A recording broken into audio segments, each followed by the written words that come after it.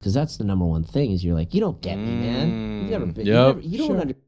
That's a good point. But also, like, you know, those people actually think like this is what's crazy. People think still to this day think that people who are suffering from addiction think that's really them. To some extent, I agree. Yes, to some extent, I think that's like a version, an extreme version of those people.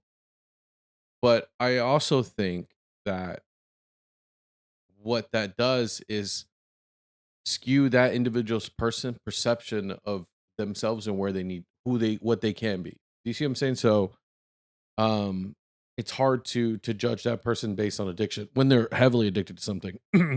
That's why when you see that you hear these stories of withdrawals, people who have suffered from addiction can tell you you don't know what kind of person you're going to get in the withdrawal phase, but it's very important to never judge that person because withdrawals are crazy, really are crazy.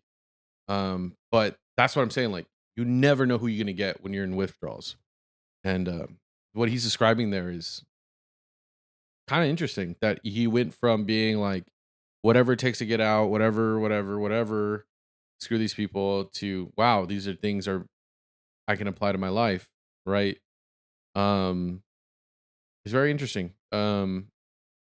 The whole if I've always been like just because I guess I've had people in my life that I've really loved and cared for who have been sober for years, right? And I've seen what they were before and see what they are now.